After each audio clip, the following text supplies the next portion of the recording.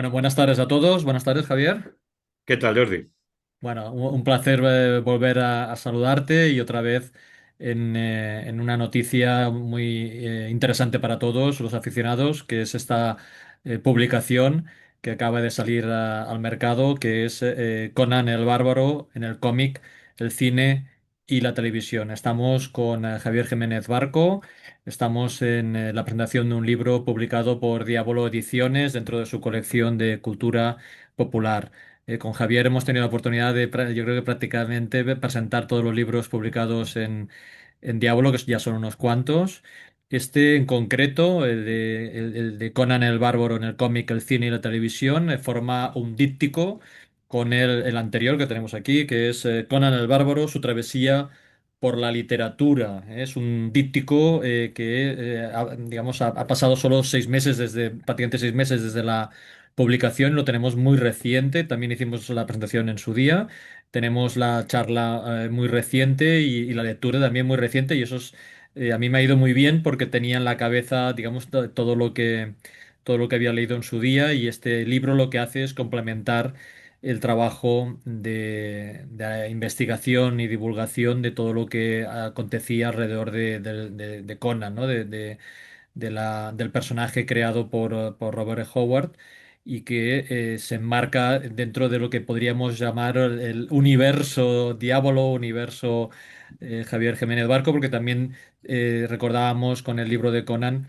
el primer volumen, que tenía muchísimas reminiscencias con el libro de Chicago Marte por 15 centavos, una historia de las revistas Pulp, ¿no? Porque tenía una vinculación muy, muy estrecha para contextualizar la época en que se publicaron estos relatos iniciales, ¿no?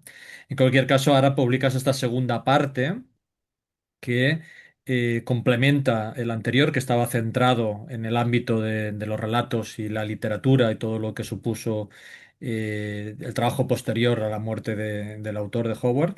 Y en este haces un repaso por todo lo que es adaptación de las historias originales y las posteriores en cómic, que tiene una parte muy importante en el libro, en Claro. cine, en teatro, que es más anecdótico, en televisión y luego también en juegos de mesa y en merchandising, ¿no? Y al final este libro es un reconocimiento de la imagen icónica del personaje a nivel mundial. Es decir, que ahora es realmente reconocible en todos los sentidos desde un punto de vista visual, pero también a nivel de personalidad, ¿no? Pero sobre todo especialmente por la parte iconográfica. Aún hay que reconocer aún más la importancia de tener el otro libro, el primero, porque en el primero también había una parte muy importante dedicada a los ilustradores de las portadas de los libros. Entonces, esos ilustradores de las portadas de los libros también han tenido una gran influencia en esta segunda parte, que son, digamos, sobre todo los dibujantes de cómic y película, que al final es como un proceso evolutivo en que se va incrementando el canon, digamos, visual del personaje y eso va completando una iconografía en todos los sentidos, ¿no? ¿Qué ha supuesto para ti hacer este análisis más gráfico que no literario, digamos, sobre el personaje de Conan? Bueno, a ver, ten en cuenta que el año anterior yo había hecho un díptico muy similar acerca de Sherlock Holmes, acuérdate. O sea, De manera que, bueno, supongo que ya estaba un poco acostumbrado a centrarme en un personaje y meter, digamos, toda la chicha en un primer libro acerca de las fuentes literarias, que es donde realmente está la chicha, como digo. Y luego dedicar un segundo volumen pues, a todo lo que son sus representaciones más populares o más conocidas por el gran público, como puede ser el cómic, el cine, la televisión y tal. De modo que en este sentido, y además tratándose también de un personaje como Conan, con el que llevo pues familiarizado pues, prácticamente toda mi vida, supongo que a ti te sucede lo mismo, claro. pues ha sido muy cómodo, muy grato y pues la verdad es que es muy fácil, ¿para qué me voy a hacer lo que no es? Y claro, como tú dices, el primer libro está centrado en el aspecto literario del personaje, pero también comentaba bastante lo que eran las representaciones gráficas de sus diferentes portadistas, ¿no? Desde las primeras apariciones de Conan en Weird Tales, las ilustraciones interiores y las portadas de Margaret Brundage.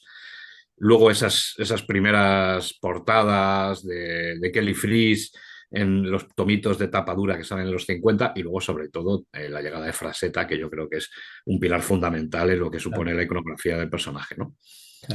Y Frasetta tiene mucho que ver en luego lo que se ha hecho después tanto en cómic como en el cine. De hecho, bueno, y luego volveremos a eso.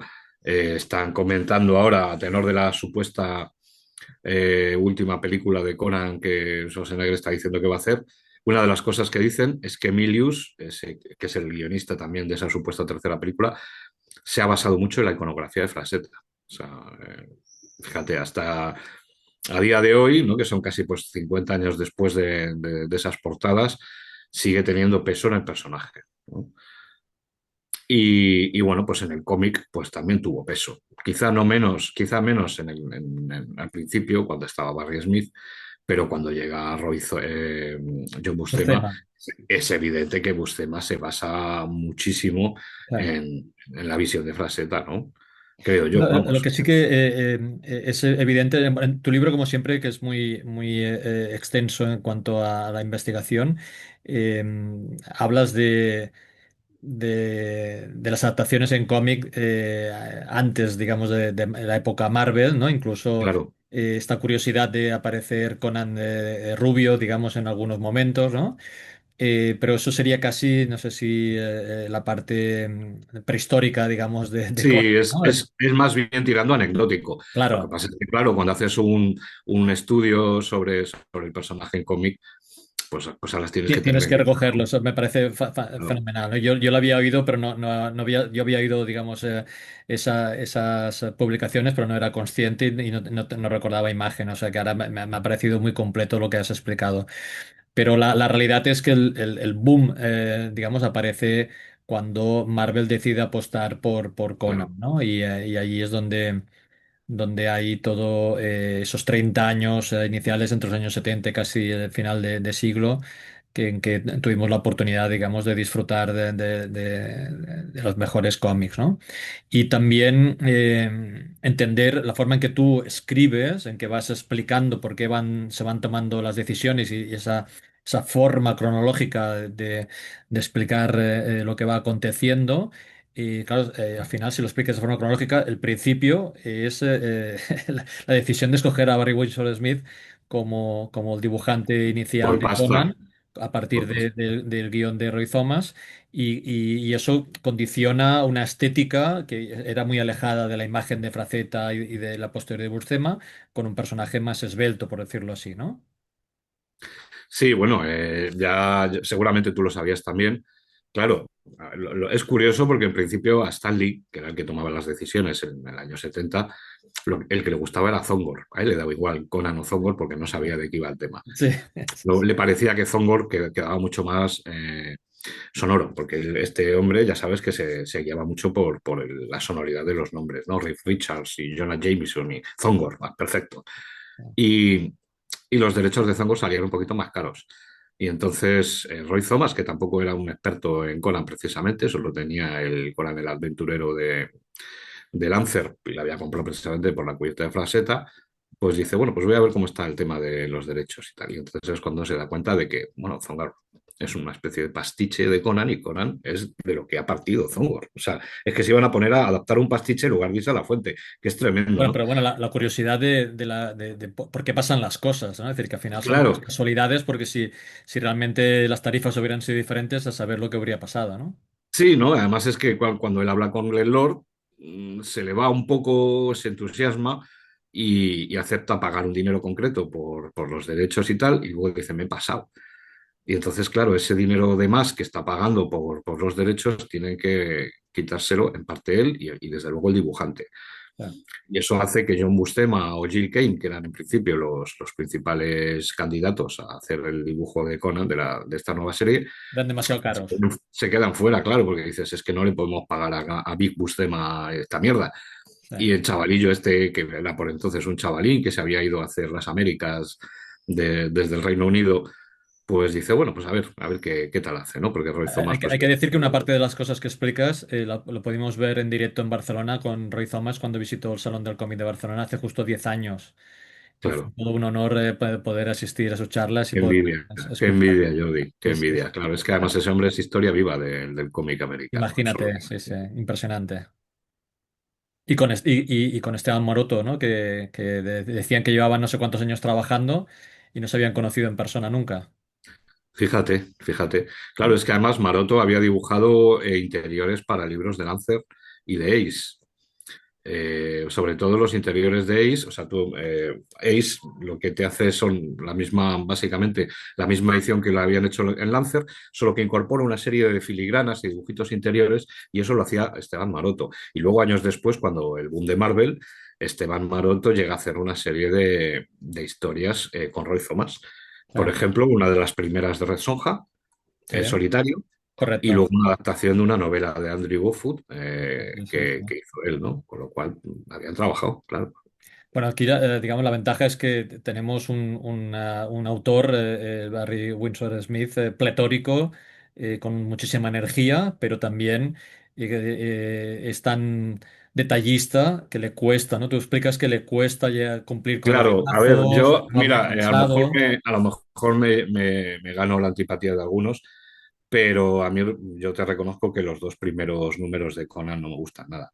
Ya, No le veo que sea Conan ni que sea la Iboria ni nada. Esos dos primeros yo creo que está un poco, ahí. sobre todo el primero. El primero dices, ¿esto qué es? ¿Esto están en el espacio o qué? O sea, no lo veo.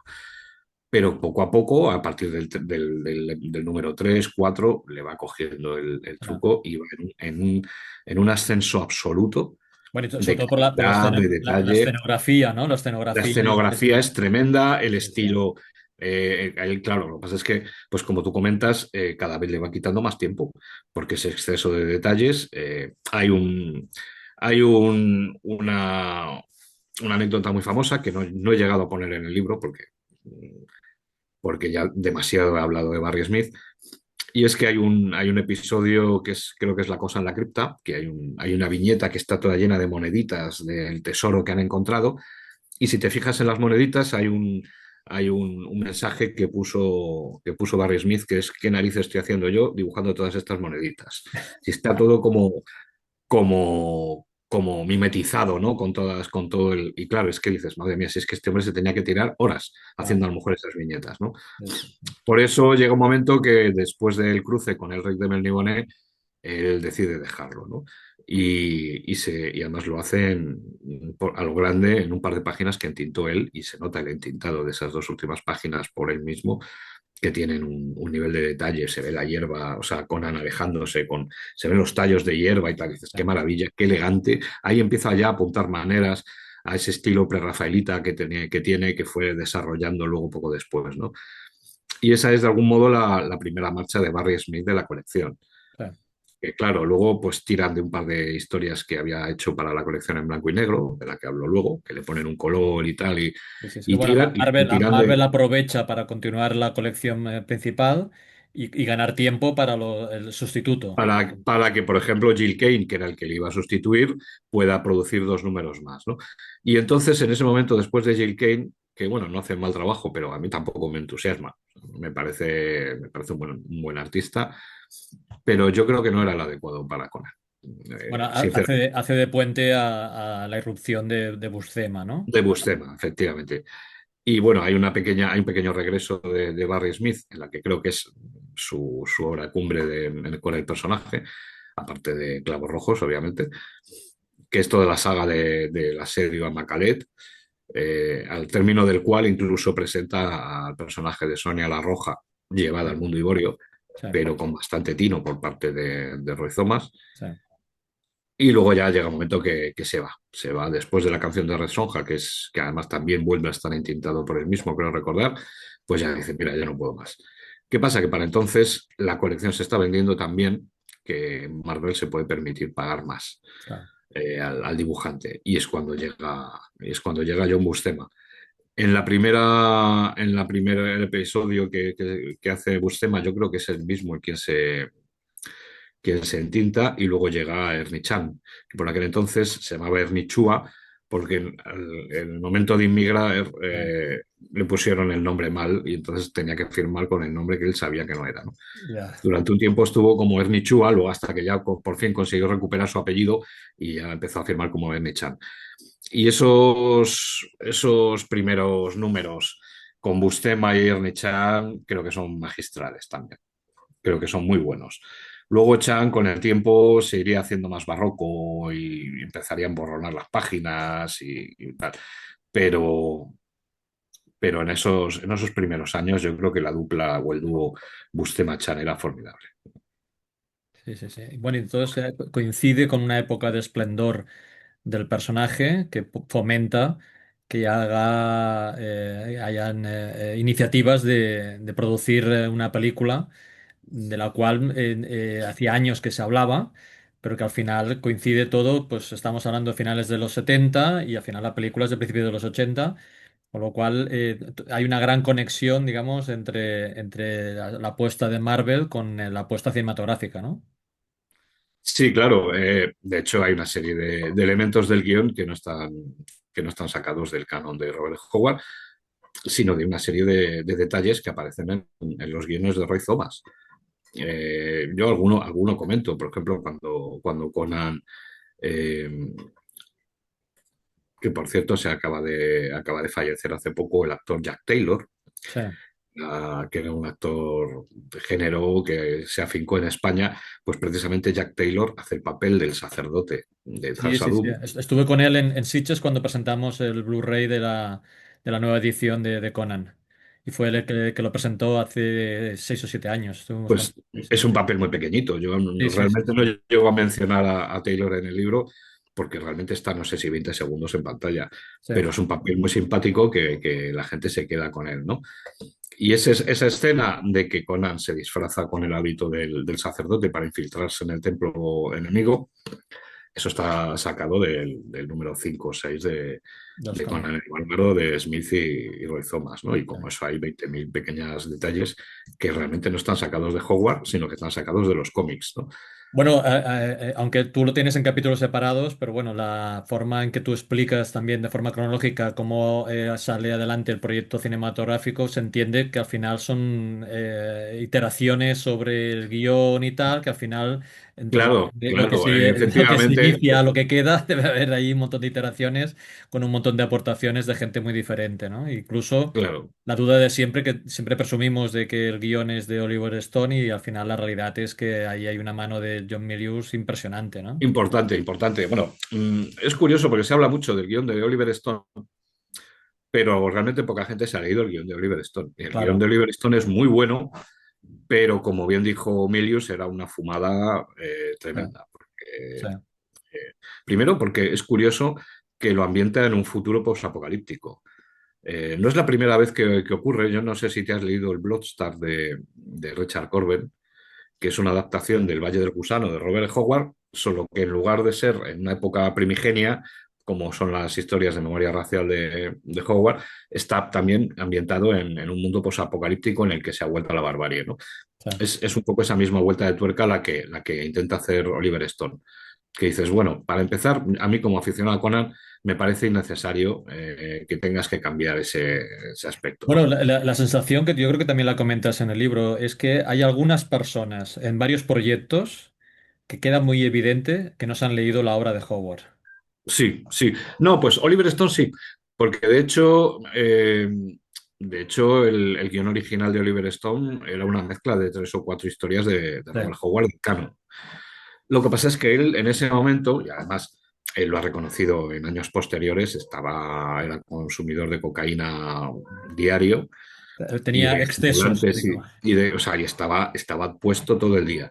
Sí. Y entonces pues se le fue la pinza y es un guión que es muy potente y es muy bueno, pero bueno, pues había que tocarlo un poco con cuidadito y mirando a ver qué cosas puedes salvar y cuáles no.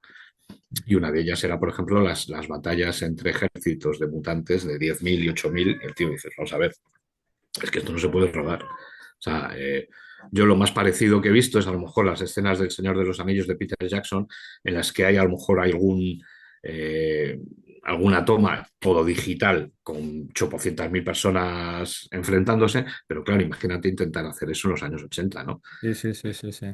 Pero bueno, Imposible. también Emilius le da un toque más épico, ¿no? Es decir, que recuerdo una Sí, anécdota de Spielberg que siempre decía que las conversaciones más épicas de la película Tiburón estaban reescritas por Milius precisamente por porque eran Milius. muy amigos y decía, es que tiene que ser este señor quien me dé el toque suyo para buscar esa epicidad, digamos, del discurso. Parece una tontería, pero el sentido de la épica no lo tiene cualquiera No, y no lo puede hacer cualquiera. sí, sí. De Y si hecho, hay en la si hay primera algo que película, caracteriza a Conan es su épica y desde claro, sí, luego sí. Milius le aporta eso. Claro, y Milius la primera coge guión película de ha Oliver aguantado Stone. el paso del tiempo perfectamente y en Sí, cambio el sí. resto regular, No, regular. el resto han envejecido fatal. En cambio, te puedes volver a ver Conan y Sí, sigues diciendo, vaya, pues es una gran película.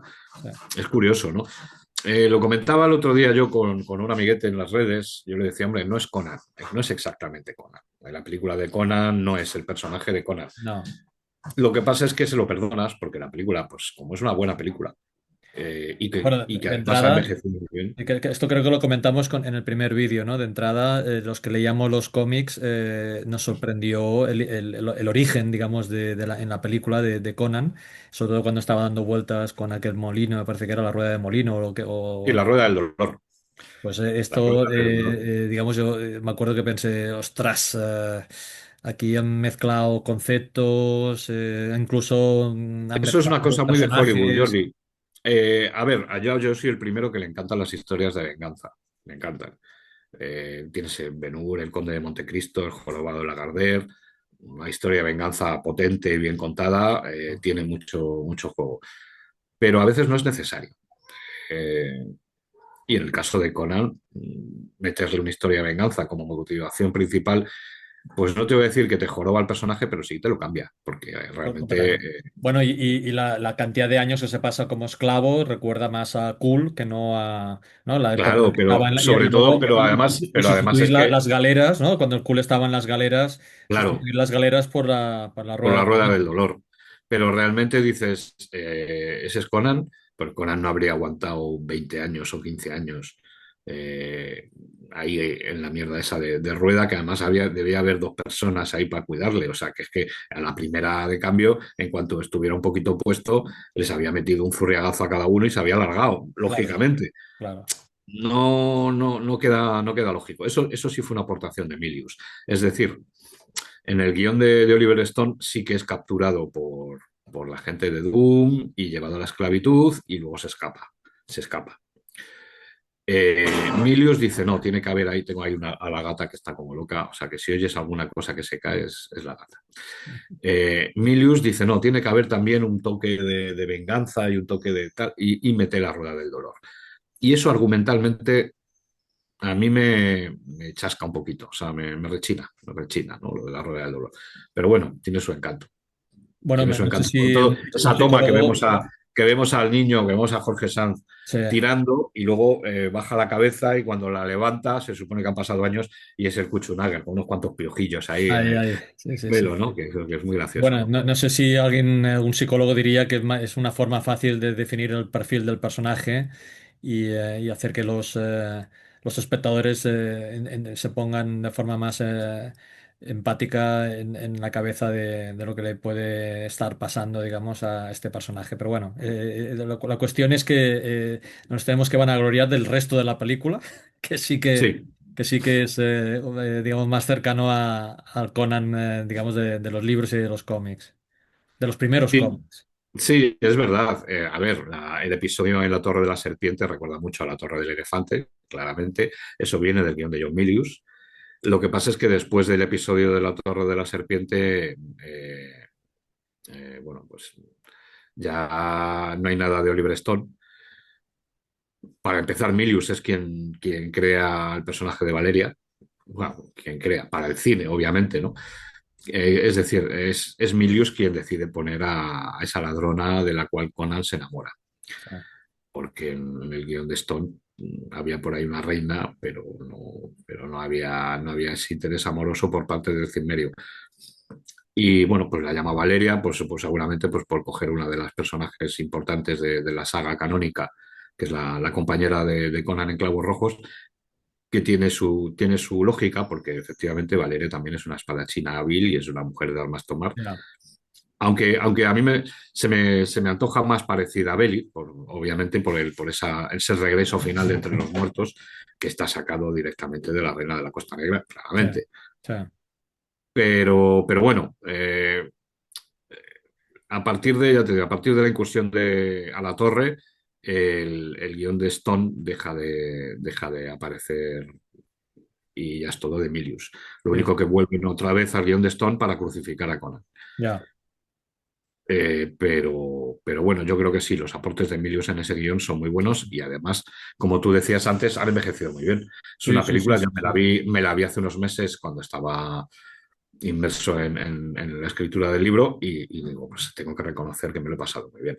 En Pero también cambio, hablas de la importancia de los productores, que teníamos que hablar en plural, sí, es Dino de Laurentiis y al para final bien y para es mal, su hija, sí, sí, para bien y para para mal, bien y para que mal. tienen un papel destacado en la cinematografía internacional en los años 80, pero bueno, que al Sí. final es Dino de Laurentiis y luego también su hija, que es la que acaba realmente Sí, saliendo su hija en Rafaela de todo. Laurentiis cree en el proyecto y lo defiende.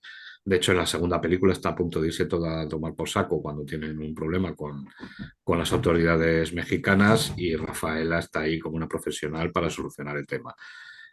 Y es cierto que incluso durante la primera película, cuando nadie creía en el proyecto, porque como estabas tú comentando antes, se tiró años dando vueltas el proyecto de un productor a otro, es de Laurentiis el que dice, bueno, venga, a ver, vamos a hacer, vamos a hacer.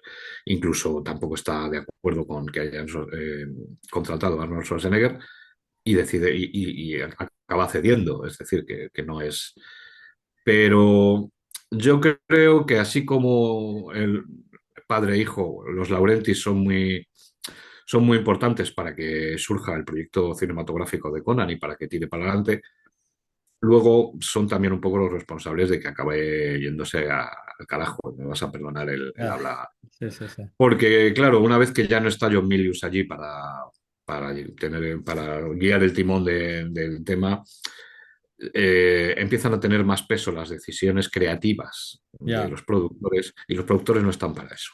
Los ya. productores no Bueno, están para eso. hay que reconocer en su beneficio que gracias a ellos se pudo rodar en España en la primera película, porque estaba previsto hacerlo en otro lugar y Sí, fue sí, en Centro Europa, pero tuvieron ahí un problema porque justo el estaba conflicto de el tema Yugoslavia. político bastante gordo y se tuvieron que largar y la verdad es que en España Sí, tenían de sí, sí. todo.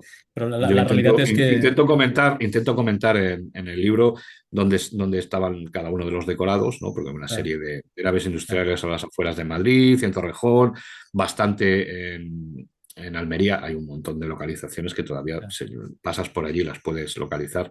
ah, Y luego hasta en Cuenca, la ciudad encantada y tal. Yo creo que incluso en localizaciones es mejor que Conan el Destructor, incluso en eso, ¿no?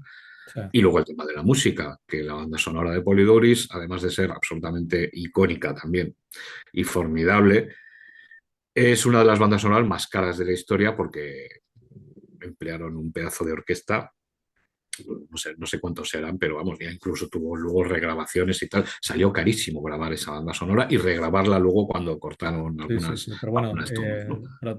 pero está en consonancia con la calidad del resto de la película. Es una maravilla, digamos. Sí, Esa banda sonora es una maravilla. Sí, sí, es sí. maravillosa. Sí, Luego, claro, cuando Milius abandona el proyecto a partir de la segunda película, las cosas empiezan a ir un poco para abajo. Por ejemplo, Polidoris vuelve a repetir, pero para ahorrar pasta le ponen una orquestilla que suena como a banda ¿es verdad o no? Suena como a banda sí, municipal, ¿no? Como si la banda municipal de Alcalá de Henares sí, estuviera intentando tocar Conan. Pues suena muy a lata y suena, y eso quieras que no. Una cosa que yo no sabía es que indicas que se había incluso previsto hasta 12 películas como una idea, Mm. digamos, de una especie de saga, que recordemos que en aquella época estamos hablando de las, digamos, James Bond, por ejemplo, es una saga de decir, bueno, tenemos aquí un personaje que podemos estar aquí 20 años haciendo películas. Es que si lo piensas es lógico. Si lo piensas es lógico. El personaje da para eso. Estábamos hablando de un personaje que tenía un canon literario importante y que luego, sobre todo, tenía un impacto en los cómics con cuanto, pues habría por lo menos ciento y pico, 200 números ya publicados entre Qué unas. pena, ¿no? Qué pena que podíamos haber tenido ahí. Entonces, y además eso del proyecto de mínimo 12 películas, que luego fue bajando a 8, eso ya se hablaba desde la época de Oliver Stone. O sea, Oliver Stone, cuando luego ha hablado años después, el tío lo comenta, ¿no? Dice, no, si a mí me contaron que esto era una franquicia. Sí, Perdón. sí, sí, sí. Bueno, es que ni siquiera tenemos trilogía y no solo eso, sino que además Red Sonja, para evitarse problemas de pagar derechos, el Arnold Schwarzenegger en realidad no es Conan. Le cambiaron el nombre al personaje. Pero es que además a él le engañaron.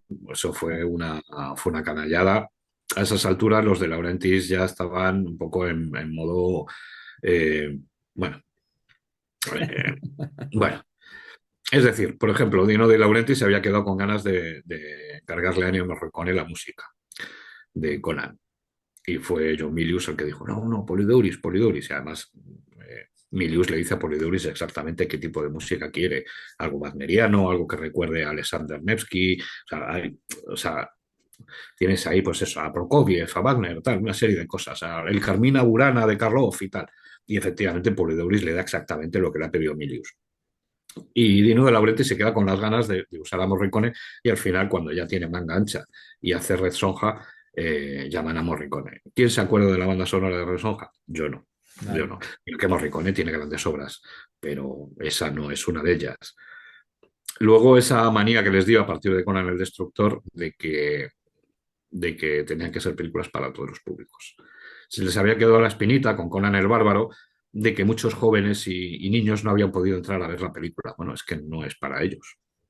La película no es para que la vean los niños. Esa es la gracia precisamente de Conan, que es, pues que es fuertecito, que tiene sexo, que tiene violencia, que, en fin, que tiene una serie de cosas que si se la quitas, el personaje deja de ser quien es, y el mundo pues es un mundo de chichina y eso se empieza a ver un poquito con Conan el Destructor y ya con Resoja totalmente, ¿no? Ahora llevamos un rato hablando de las películas de los 80, pero en paralelo se seguían publicando los cómics de Marvel, que al final están tres décadas sacando éxito tras éxito, hasta, digamos, en que hay una especie de vaivén, ¿no? De rachas de series, digamos, exitosas, con otras no tanto, con lo cual, al final, Marvel llega un momento en que, no sé si es un tema de agotamiento o falta de ideas, pero al final Marvel acaba renunciando a los derechos de publicar a Conan. Sí, como tú dices, son rachas, hay momentos muy malos, momentos que, bueno, pues que es más o menos mantenían, y luego algún que otro brillo nuevo y tal. Llega un momento en que ellos consideran que el personaje está agotado, que ya no hay nada interesante que hacer. De hecho, bueno, pues en los últimos años ya no hay ni serie regular ni nada. Sacan una serie de series limitadas que van durando muy poquito tiempo y acaban renunciando al personaje. Y luego llega Dark Horse a principios de siglo, ¿no? Sí. Y Dark Horse, yo creo que más de uno en Marvel tuvo que morder los dientes cuando vio que Dark Horse demostró que Sí. el personaje no estaba Hizo agotado. algo muy, muy moderno que es un reinicio, Efectivamente, hizo un reboot, reinicio, un pero reboot. ese reboot además siendo respetuoso Sí. con el personaje, que eso me parece tremendo. Y yo creo que lo que hacen Basiek y Gary Norden de cero, de volver a entusiasmar a los aficionados de toda la vida, presentándoles algo completamente diferente, eso tiene muchísimo mérito, ¿no? Luego llega Giorello y ya es tremendo, ¿no? Pero claro, a Dark Horse le pasa un poco pues, lo que le acaba pasando a Marvel, solo que más comprimidito, que llega un momento en que ya consideran que cualquier cosa que hagan del personaje, pues ya va a estar bien. Y Ya. entonces empiezan a ver pues muchas series limitadas y muchos cómics pues que no son, que son un poco para pasar el rato y que no se nota que no están hechos con el mismo que deberían. y acaba perdiéndolo, ¿no? Y luego, tal como comento en el libro, vuelve a Marvel una breve temporada y ahora mismo lo tiene Titan Books, que a mí particularmente me gusta muchísimo lo que están Lo que pasa haciendo. es que la vuelta a Marvel fue casi para mí un acontecimiento mundial y global y muy esperado y ha durado muy poco. Es una sensación extraña, ¿no? Sí, pero a ver, tuvo cosas muy buenas y otras que no lo fueron tanto. Para muchos fue un poquito decepcionante Ah, y yo creo que no estuvo a la altura Marvel. O sea, y no te estoy diciendo que estuviera mal aquello, ni que hicieran una mierda, ni nada. Pero, por ejemplo, lo que está haciendo ahora Titan Books, yo creo que era un poco lo que esperaba la gente. De claro. hecho, Titan parte de un canon que es de Marvel.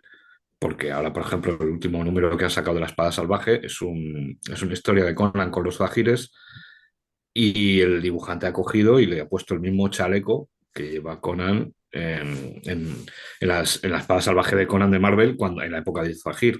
Es decir, ellos están teniendo muy en cuenta, o cuando han puesto a Belit, por ejemplo, han puesto a la Belit, iba a decir canónica, a la Belit de Buscema y De Thomas, Buscema, ¿no? sí. Entonces, o sea, que es decir, Titán están diciendo, no, no, nuestro Conan es el mismo Conan de Marvel, cosa que, por Ahí ejemplo, tiene que haber los una juegos no historia dicen. de derechos muy curiosa, ¿no? Porque no sé exactamente cómo se puede respetar esta iconografía. Bueno, a ver, ellos tienen los derechos del personaje y realmente, claro, el Jim Zhu, que es el nuevo Roy Thomas, obviamente, Ujú. eh, está presentando una serie de historias un poco contadas al estilo de Thomas de la buena época y lo está haciendo teniendo en cuenta el canon de Marvel, pero sin llegar a decir que lo está tomando en cuenta. O sea, Ya. está un poco en la cuerda floja, ¿no? De, bueno, nosotros tenemos en cuenta esto, pero tampoco lo decimos. Sí, bueno, Pero claro, con la cualquier excusa de... conocedor lo ve y dice, vaya, Sí, esto sí, es bueno, la así. excusa del guiño a los aficionados. Claro, dices, hombre, pues tampoco se pueden meter tampoco se pueden meter en movidas legales por un guiño. O Sí. sea, no es algo realmente que es inofensivo. Pero es cierto que lo están haciendo muy bien. A mí me gusta mucho, me gusta mucho. Yo, vamos, que sigan muchos años, ¿eh? Que si siguen Claro, así. claro, claro, claro.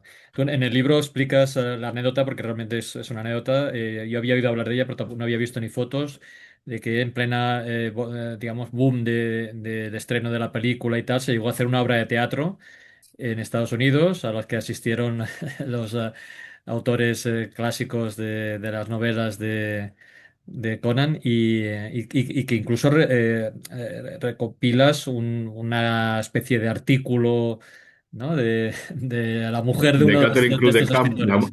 la mujer de Lion Spray de Camp, claro, invitaron. Por aquel entonces, tal como comento en el primer libro, Spray de Camp se había convertido en algo así como la autoridad en Conan, ¿no? Sí, Bueno, ya hablamos, yo sí, creo, en su momento del sí, sí. tema y de, bueno, tal. Pero Para bueno, lo lo bueno y era, para lo malo. para lo bueno y para lo malo. Pero bueno, lo era. Entonces, claro, cuando hicieron el show de Conan en los estudios Universal, pues ya le mandaron una invitación a Spray de Camp y a su señora. Y bueno, pues estuvieron ahí un par de días, conocieron a todo el elenco, lo pasaron muy bien y luego pues cuando hubo que hacer un texto, un articulillo, Spray de Camp pasó, debía ser un tío bastante tal, y fue su mujer, Catherine Cruz de Camp, quien redacta ese artículo y yo meto partes de ese artículo porque claro, ella vio el show. Es cierto que si te metes en YouTube y empiezas a buscar, a lo mejor no te lo puedes ver entero, pero sí puedes ver prácticamente todo el show. Ah, O sea, ostras. se puede encontrar Ah, algo. vale, Pero vale. claro, yo, por ejemplo, cuando estuve en los estudios Universal, pues yo creo que hacía casi 10 años que ese show ya no sé. Vale, Entonces, claro, yo ya no lo pude ver. claro. Entonces, claro, tenía que hablar de él según las palabras de la señora de Camp y según lo que he podido ver en YouTube. Pero Claro. bueno, yo creo que queda más o menos definido, ¿no? Sí, sí, sí, sí, Esa sí. rareza que fue el show de Conan, que además fueron un Sí. montón de años lo que se representó, o sea, que O no hay, fue hay poco. un capítulo dedicado a la televisión que podríamos dividir en dos partes, ¿no? La serie de imagen real y luego las series de animación, que ha habido varias experiencias también un poco desastrosas. Pero bueno, Sí, la imagen de serie real se podía ver, ¿eh? Es decir, que fue también una experiencia interesante, ¿no? Con este señor musculoso. A ver, si yo no tengo problemas con Ralph Moeller, aunque era bastante sosete, Sí, pero a mí el problema no es Ralph Moeller, es la producción, la dirección, los guiones y sí, los todo. Es el guiones, sí, sí, enfoque, el enfoque en general sí. que hicieron de las aventuras de Conan. Dices, pero ¿por qué gastáis dinero en esto? O sea, que Sí. queréis blanquear dinero o algo, porque es que realmente para hacer algo así de mal, coño, pues no lo hagáis, ¿no? Bueno, Por- era, me imagino aprovechar el nombre, porque si no, no tiene otra sí, claro, explicación. pero es que, vamos, es que parecía que estaba grabado en el jardín de casa de alguien y posiblemente Ya, algo todavía, ¿no? Y sí, sí, muy sí, sí. malo, malo, muy Bueno, yo malo. Lo de haber gracias a tu intentado, ¿eh? libro, Porque y gracias a tu libro he visto la película de Red Sonja de 2025, que no me había preocupado por ella, y ahora digo, y estoy de acuerdo con los comentarios que haces también de pobrecita también. sí, nada, no he tenido mucha suerte. Hombre, a ver, yo, aunque es cierto que en el canon literario, Red Sonja, como tú sabes, es un personaje que no tiene nada que ver con Conan, pero como quiera que en los cómics sí. Pues claro, yo al hablar de Conan sí he hablado un poquito de Red Sonja, ¿no? Tanto en los cómics como en el cine. Y por eso, por ejemplo, no hablo de la película de Cool o de la película de Solomon Kane, pero sí hablo de las pelis de Red Sonja, porque a fin de cuentas se supone que es la era Iboria Sí, también. Eso, y por lo tanto, yo creo que era de obligado cumplimiento. sí, sí, Y sí, la sí. verdad es que ha tenido muy mala suerte, la pobre Sonia ha tenido muy mala suerte con las películas, porque la de Ya. Laura es pésima Bueno, y yo la creo que otra. hay un momento en tu libro que dices, creo que es cuando dices, cuando Conan encuentra la espada de un antiguo rey, de a ver si era el rey era cool. Hombre, a ver, que te dicen, Esto es que se llama suele... la espada Atlante. Y ya sabes que al final del libro hablo de memorabilia y Sí, merchandising y tal. sí, Hay dos espadas, las dos espadas de Conan se venden en diversas reproducciones. Y esa que encuentra en la tumba se denomina espada Atlante. sí, Es decir, es una espada de la época de Kul, porque no va a ser la espada de Kul podría perfectamente. ser. Sí, sí. Bueno, tú en tu libro dedicas una parte a adaptaciones también en videojuegos, en juegos de rol y en merchandising. Es una parte más reducida, digamos, pero también importante también para contribuir a su iconografía, ¿no? Sí, hombre, a mí me parecía que era importante porque de hecho hay mucha gente que conoce a según qué personaje por los videojuegos. Ya, Por ejemplo, hay un personaje que me gusta mucho de este tipo de novelas de espada y brujería, que es el Geralt de Rivia, y yo lo conocía por las novelas de Sapkowski, que están muy bien escritas y muy bien traducidas por el señor Farrelly, fantásticamente. Y resulta que me he dado cuenta de que hay un montón de gente de la generación de mis hijos que conocen al personaje por el juego, por el videojuego de The los Witcher. videojuegos. Ah, muy bien. Y supongo que con Conan pasa lo mismo. Claro, yo a Conan conozco de los libros y de sus cuentos y luego de los cómics, pero seguro que hay un montón de chavales de 20 20 y pico que al final pues han jugado al Age of Conan o al Conan Legends o alguno de estos y al final pues lo conocen por eso, ¿no? Y claro, había que hablar de ello, ¿no? Luego le debo a un amiguete que me organizó una sesión del juego de Monolith, hay un juego de mesa también muy interesante. De hecho, Ya, la foto que hay de la partida es de una partida real, ¿no? ya, Y la verdad es que se están haciendo cosas muy majas, ¿no? O sea, si tienes tiempo, tienes dinero y tienes espacio para según qué cosas, yo desde luego el juego de Monolith lo recomiendo encarecidamente. Bueno, a mí muy bien. me dejó seducido, ¿no? Pero claro, es que no hay. Yo tengo la casa hasta arriba de libros y encima vivo en Ya. Madrid. Bueno, tú en tu introducción explicas o justificas que incluso estaría interesante tener un tercer volumen dedicado a los otros Sí, personajes de eso lo tengo Robert que hablar Howard. con Lorenzo, porque mira que nos hemos visto un montón los últimos meses, pero siempre con un montón de gente alrededor Ya, y casi no hemos podido hablar, ¿no? Entonces yo, en teoría, tendría que estar que solo haciendo. sería un único volumen y que mezclaría todo, Sí, digamos, la obra y sus adaptaciones, porque lo que decías hace un momento, hay las películas de Cool, las películas de Solomon Kane. de Solomon Kane, Y- efectivamente. Sí, a mí me gustaría, quizá el próximo, o si no, para más adelante, hacer un tercer volumen de los universos salvajes de Robert Howard, sí, dedicando un capítulo a Cool, un capítulo a Solomon Kane, otro a Bram McMore, otras historias de recuerdos raciales, otro Alborat. Arturo O'Brien, el Borac, es Alborat. que hay muchísimo. Claro, Entonces, claro, supongo que cada capítulo hablaría del canon literario del personaje y luego cuando proceda, que no claro, siempre procede, pues a decir, mira, hubo cómics y hubo película, o no, claro, porque la mayoría no hubo. Eh, y yo creo que sí sería muy interesante porque le daría la visión de conjunto final a claro, los aficionados, porque claro, a fin de cuentas, yo en el libro, como ya habrás podido ver, eh, con las adaptaciones, sobre todo Roy Thomas era muy dado a eso, yo cada dos por tres estoy diciendo, mira, aquí Roy Thomas adaptó una historia del Borac que era un poco lo que había hecho Spivak, pero él hizo otra cosa parecida. Y claro, el Roy Thomas llega un momento que es que acaba adaptando cosas que son inadaptables o que son poco interesantes de llevar al mundo de Conan, ¿no? Pero el tío dice, ya, nada, esto era de Howard y lo meto, ¿no? Una historia del oeste y lo meto. ya, Y hay veces que funciona y otras que no, ¿no? Y claro, yo estoy haciendo esas referencias continuamente porque, como sabes, pues yo estoy metido en el mundo literario o sea, yo estoy publicando a Robert Howard, entonces me conozco la obra de Howard al dedillo. ah, Y claro, veo rápidamente de dónde viene cada cosa, ¿no?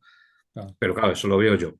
Entonces, todas esas referencias quedan un poco en el aire. Yo creo que quedarían bien si, como tú dices, sacara sí, un sí, tercer volumen hablando de todos esos otros universos paralelos, ¿no? ya. O que Bueno, son hay el que, hay que mismo. decir que estás haciendo una labor de recuperación en castellano y en ediciones muy, muy bien hechas, la obra de Robert E. Howard, ¿no?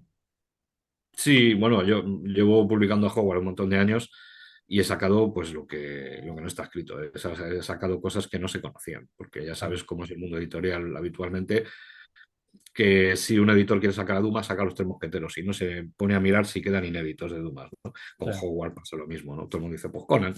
Ya, bueno, pues que quedan muchas cosas por sacar todavía o por sacar completas, ¿no? Y, lo sé. pues, Bueno, pues animamos a los que nos estén escuchando que no solamente se queden con estas dos obras, sino que con todo el trabajo de editor y de traductor que estás realizando con Howard, que es un trabajo realmente encomiable, ¿no? pues Y muchas para ir gracias. acabando esta charla, ¿hay alguna cosa que quieras comentar que no haya salido en la conversación? No, dar las gracias a Lorenzo una vez más por encargarme este libro que me ha gustado tanto hacer, porque la verdad es que todo lo que me encarga me hace disfrutar.